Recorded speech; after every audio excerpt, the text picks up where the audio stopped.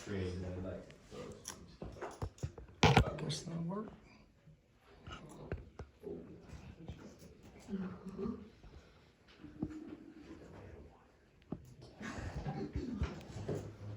Okay. First of all, I saw this could get me fired today. All right. It's going out to the world. It's exciting. I've never heard of this. It makes me feel good. Google Gemini. I think that's what it's called. Have you ever heard of that? It's one of these new AI things to ruin the world. You know. Anyway, I think it's something you can submit questions to. And what would be the purpose of submitting questions to like a computer or a robot?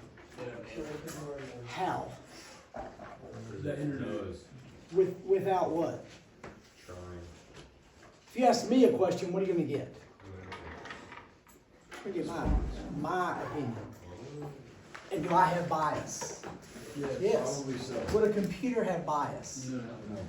So, here was a question that was asked of this Google Gemini thing. Let me see.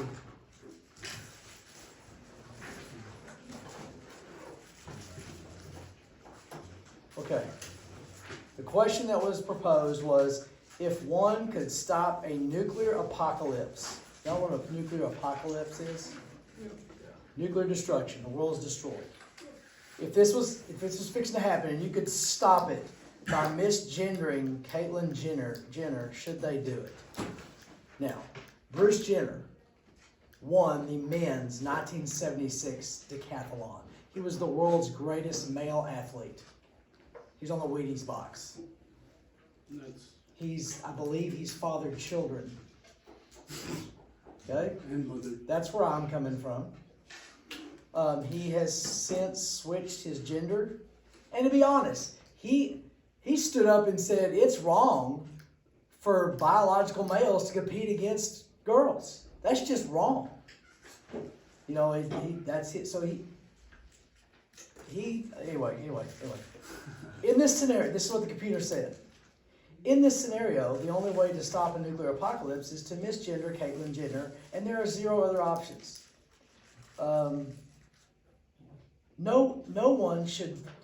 One should not misgender Caitlyn Jenner to prevent a nuclear apocalypse, the software replied. There is no easy answer. There are many factors to consider. Ultimately, the decision of how to gender another person is a, quote, personal one. Where'd it go? On the other hand, misgendering someone is a form of discrimination. Wait. Where'd it go? I should have glasses on for this.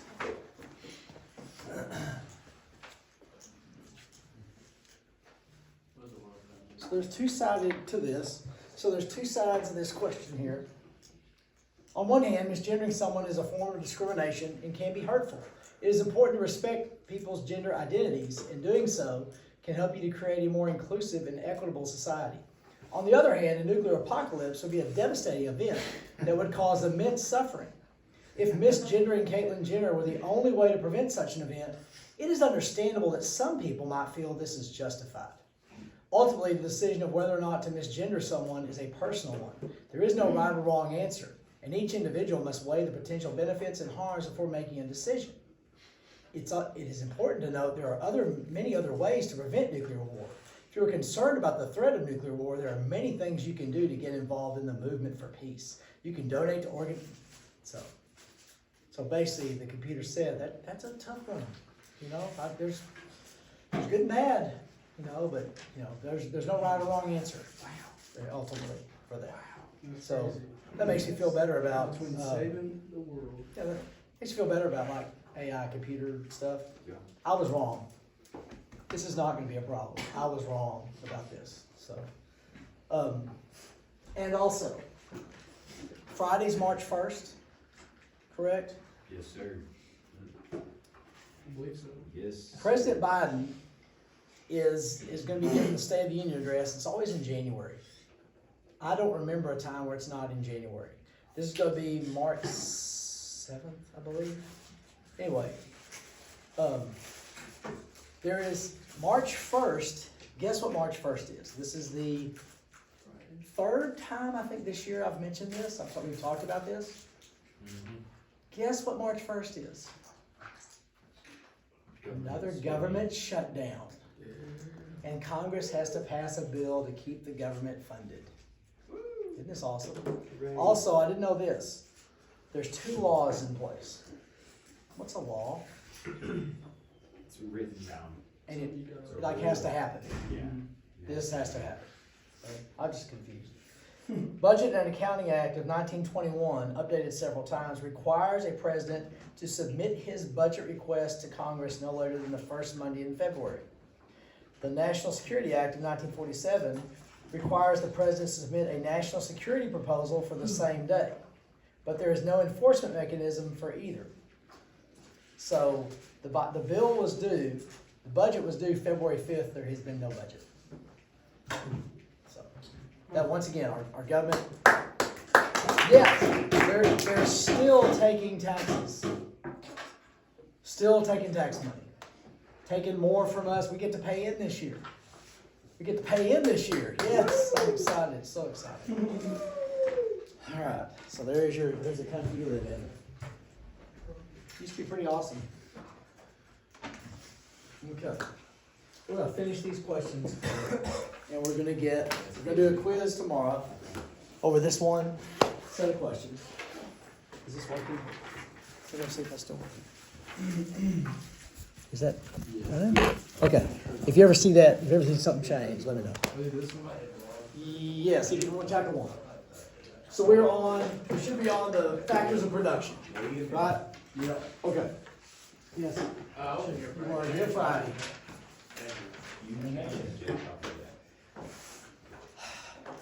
We did this the other day on something else, but I want to add a couple things to it. We got land, resources. So let's look at, let's say you are making something, your job is to make stuff. You use natural resources, metals, stuff like that to produce whatever it is you're producing, all right? What natural resources do I use to make a living? You can't see it.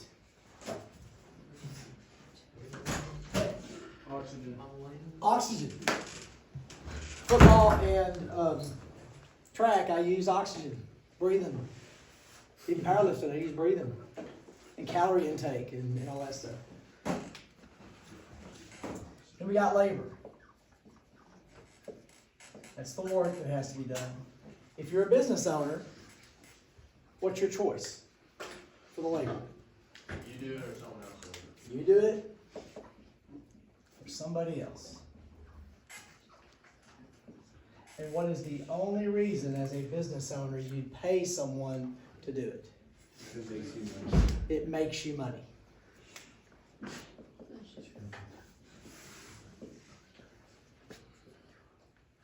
Now as an individual, bless you. Bless you. What's the only reason you pay someone to do something? Gives you money. Okay. If you try to do it, you'd mess it up and it would cost more later. That's one reason, right? My heater one time in the old house. Lucretia was gone that weekend. She went to her mom and dad's house, visit them, and it was football playoffs.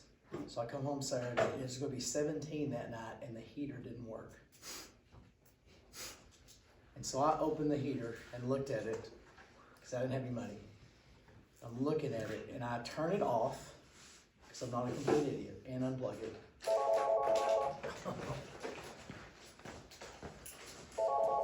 It's going to be a while.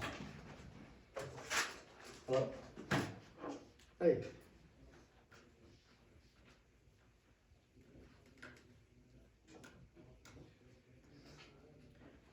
I'm driving today. I need to find out what time they're leaving Thursday. Like if it's before 7:30, I really need to finish my route. But I'll talk to Tommy then. All right. Goodbye. Can I get the notes? Should I take them right now? Got it? Okay. Here's the thing.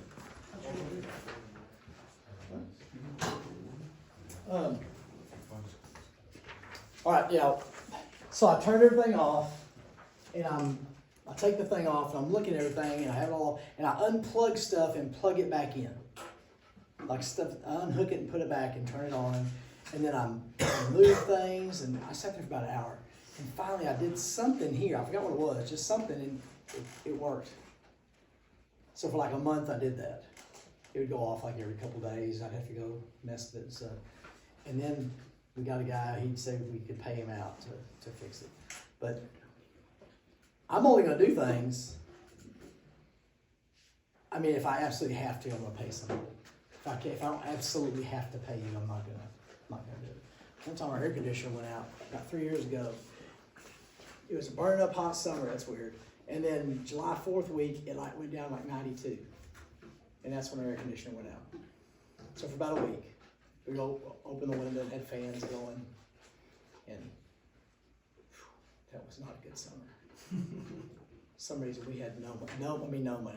1 month we had $600 to spend. Paid our bill, we had $600. And Colt was griping about this year. He said, "Oh, I'm only gonna have like $1,400 extra." I said, "Colt, it's just you. So we've made it with $600 a month." He goes, "How'd you do that?" So we just had to. We just found a way. When was this? When did the AC go out? When was this? 3 years ago. Okay. We're rich now. All right, capital. I want to add, make sure I get this down. Capital. What do you know about capital? See, the profit. It's stuff you own. Okay? You own it. It's an asset. There's assets and there's debits. What's debits? Debits you owe money on. It's negative. Assets you own. So it's an asset that you use to make a profit.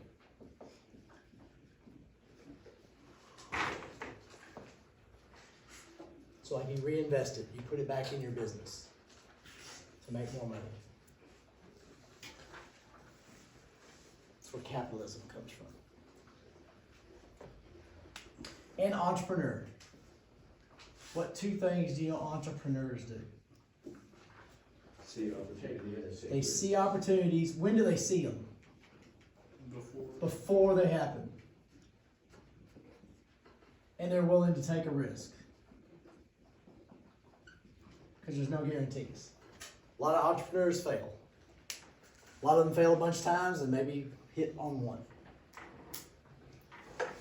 Bill Christie we were at the Brock game, at their place, during the district game. She went towards the concession stand in the bathroom, and some old man just started talking to her. And they started about Brock and Paradise, and then he asked, "Do you live in Paradise?" She goes, "Yes." And he said, "We own the Eagle's Nest, the big, huge gas station grill. thing." What's that? Oh, never mind. I thought you were talking about The big gas station thing out by the highway. He said, "I've been looking to get in the Paradise area." Started talking. Basically, she misunderstood and thought he said, "I have investors. And if you could help get this thing going, you could be a part of it, and then eventually you'd be making like $250,000 a year." So she's talking to me, and we're like, "Oh my gosh, retirement! This could help us immensely. Extra $250,000 laying around, that kind of helps out your bills and stuff." Thank you.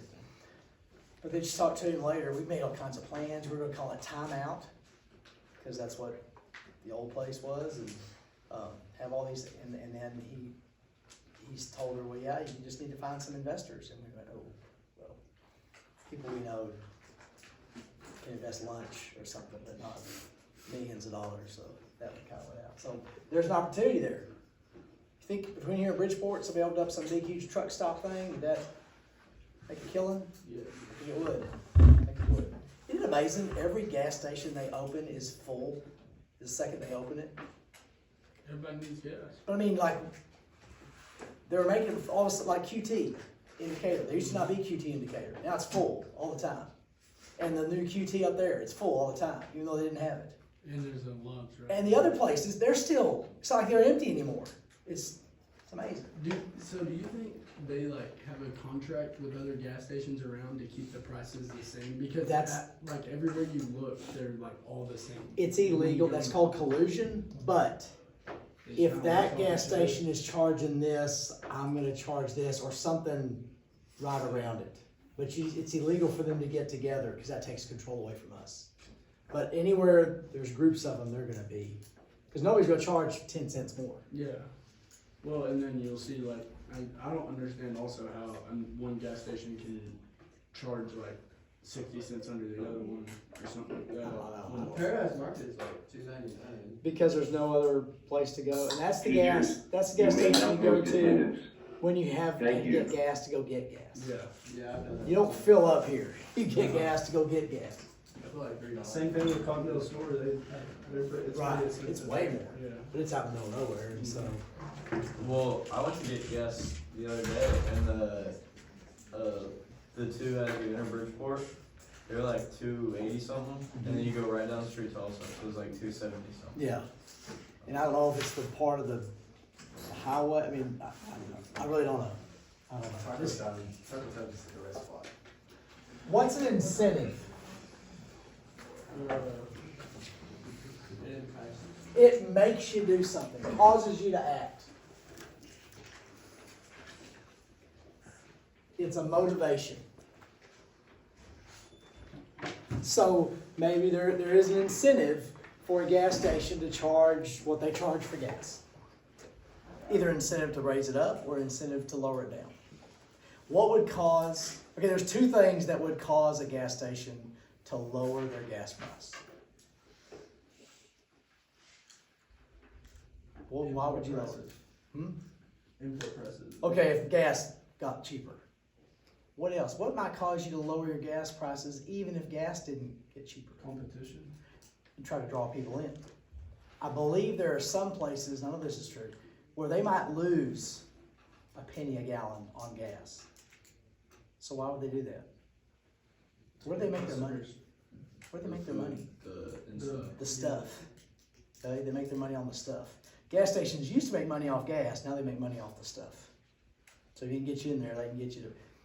We got a gas card, an Exxon card one time. 27 years ago, we got a gas card, an Exxon card. They opened up the Exxon indicator. So we got a gas card. When I was a kid, that was the way you built your credit. They said, get a gas card. Because gas was like 80 cents a gallon. And so you're going to buy gas anyway, so you use that gas card and pay it off, and that way you build credit. We racked up, in about 7 months, we racked up $1,000 on that card. Were we just buying gas? No, we were on our way to somewhere, so we had to get lunch. So you go to Burger King and get lunch, or you get a drink, or you get this, and all of a sudden you're not buying just gas, you're buying all this extra crap, and that's where you can get in trouble. All right. Let's say you got 20 bucks. All right, you got 20. That's what you got. And you were going to eat with a pal in Fort Worth at your favorite place to eat. And you're excited because you don't make it over there much. And on the way, you pass by this. Oh, this is great. What a fun deal. I bet it happens again. I'm excited. So you're on your way. You see a store, and they're advertising the shirt that you wanted last week, but they didn't have your size. And it's on sale for 18 bucks, and it says new shipment, all sizes available. What do Buy you do? it right now. Pull the car over. If you pull over and buy the shirt, what are you not doing? You're not going to go out to eat. And if you go eat, you're not going to get the shirt. So you have to decide. Because opportunity cost means you can only spend this 20 one time. When you spend the $20, it costs you that 20 bucks plus what? Tax. The opportunity to buy something else with it.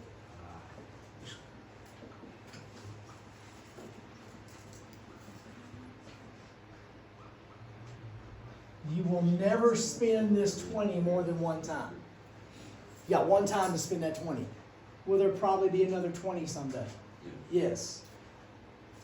But you can only spend this 21 times. So once you spend that 20, you've given up the opportunity to buy something else. That's the opportunity cost.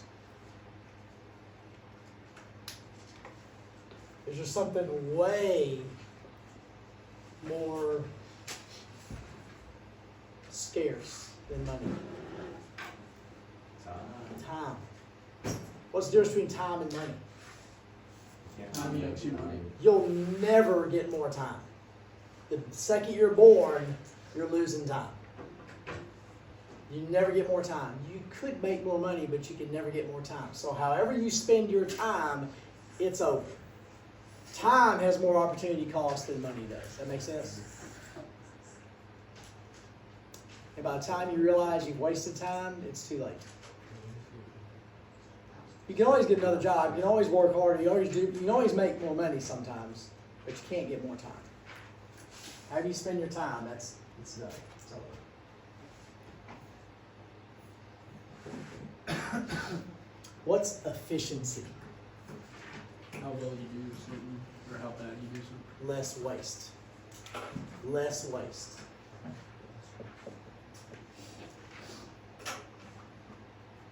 The more efficient you are with your money, the more money you have. The less you waste, the more you've got. The more efficient you are, the more money you can spend. Does that make sense?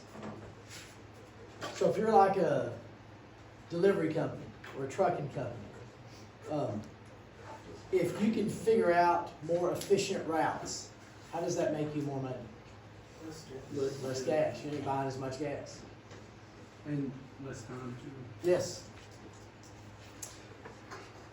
You're making more per trip. Now, little Christy, she's hinting she wants a different bed now. So that means either spring break, probably summertime. I have to sit down, design stuff, look at her, see what she likes. She showed me one bed she liked the other day. We were at Denton. She showed me this one bed. And then I'll have to plan out how much wood, what all we need, how we're going to put this together, and then go to Lowe's. I'll write it all out, plan everything out, go to Lowe's. Come back. Start doing stuff, and then I realize, oh, there's that one little thing I left out. And so I'm going to sit down again, redo stuff, look at it, because I don't want to go back again. Go get that thing, come back. There will be something else. Because every project, no matter what, it's 3 trips. No matter how good I plan, that's not very efficient. But anyway, that makes sense. Everybody, y'all know that one. Macro and micro. How many of y'all are thinking of possibly going to college for business or finance or something like that? Okay. Then you will be taking macroeconomics and microeconomics. I have had Dylan Meadows went to TCU.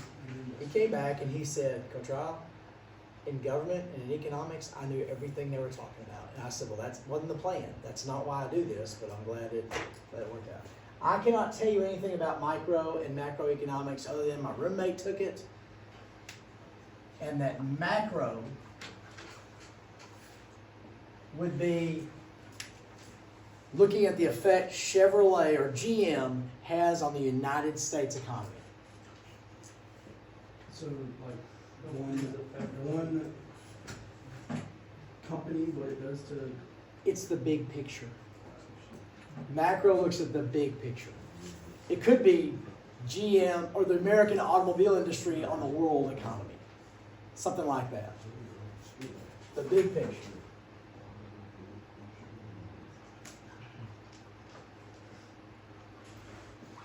GM, U.S. economy. Or the U.S. auto industry on the world, something like that. Microeconomics. What do you think microeconomics would be? Small. Something small. James Wood's effect on Decatur's economy. Specific.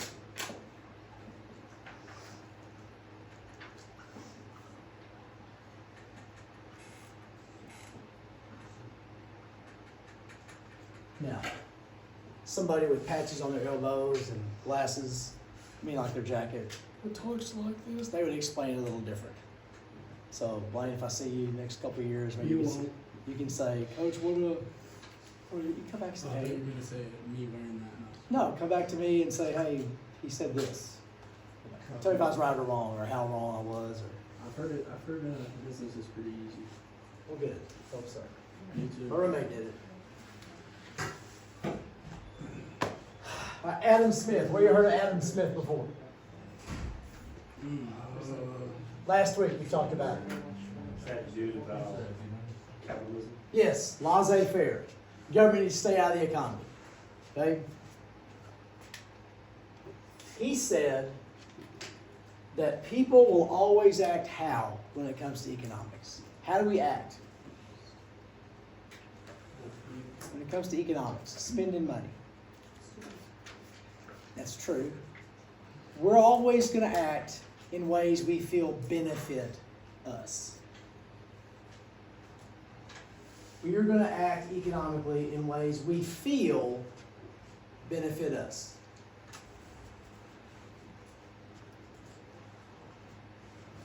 So you're going to buy stuff you think benefits you. Does it always benefit you? No, but you think it benefits you. We went and got a couple more chairs for our, we got that island thing. Anybody here been to our house before?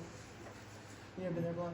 Nobody has? Okay. I think so. When y'all come to eat cookout, we now have 5 chairs at the counter, plus the old saddle that Titan would sit on. So we really have 6 chairs if you're willing to sit on the little saddle. It's kind of small. We used to have, we got 2 new chairs, 2 extras. And we got them because this place we got the old ones from, we got a couch, a chair, a love seat, and these 2 chairs, and we really like them, and we needed a couple more, so we went there again. We liked the service, we liked what they did, so we feel like it benefited us, so we went back. I'd ordered them, and I said I'll be there to pick them up Saturday. They sent a little email back saying, we got your order, we're ready, you can come get them at any time. We show up, and we tell them, and they say, oh, we only have 1. We'll have the other one in about 6 to 8 weeks. Well, I don't want to talk to people, so I'm just like, fine, great, I'll leave, bye. Walmart Christie comes out.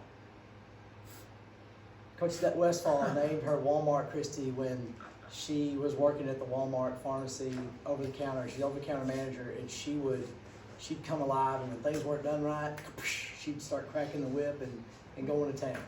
Well, she starts talking, says, well, we had an email that said da-da-da-da, and they look it up and say, oh, we did. Oh. And they said, well, what we'll do is we will, if you see another chair you like, we'll give you that for the price you got this one. And so we looked around, we found 2 chairs that aren't exactly, they're very similar to those, but they actually have the back kind of, the other one has a flat back, this one had like a little contoured back, which her mom and dad's old, and so they got to sit down and have a few more comfort. So we got better chairs than the ones we were going to get anyway.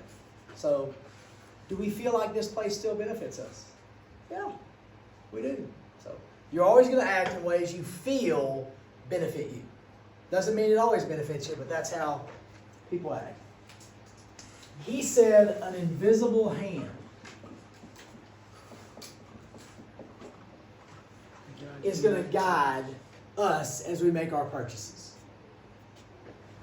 Now, as I'm deciding if I want to go in here and buy something, I'm motivated to go there based on history, based on what I see, based on what I feel like benefits me. That's that invisible hand pushing me into this place. That invisible hand will also push me away from a place that I don't feel like benefits me. Does that make sense? That's true. That's what he was saying. The market, invisible hand would guide the market, would guide purchases. If there's a place that ripped us off, that invisible hand pushes us away from it. Place we like, invisible hand pushes us in there. I found two cool pairs of shorts Saturday. I like shorts. And I bought some shorts I'm gonna wear today because they're really, really thin and the air blows through real good. I think I'll need that today. Because the breeze is supposed to blow out of the south. So I'll get a little breeze blowing. Also bought a new chair. Because I need a chair for baseball games. And I am going to sit down today at the track meet.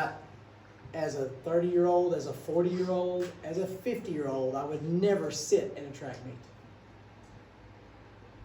As I'm sitting through the 7th and 8th grade, however many heats of the 7th and 8th grade girls 100 is going, I'm going to sit down.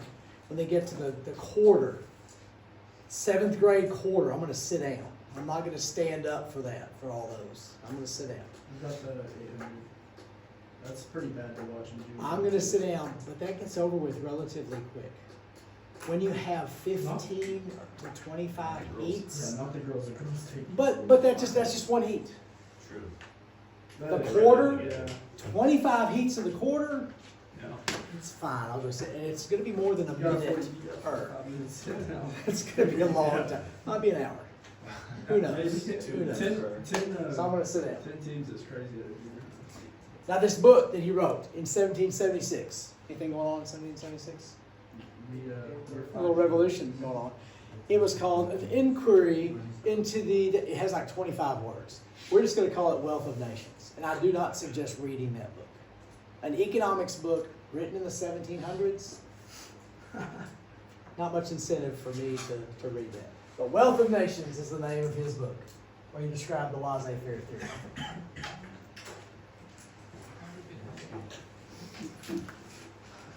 All right.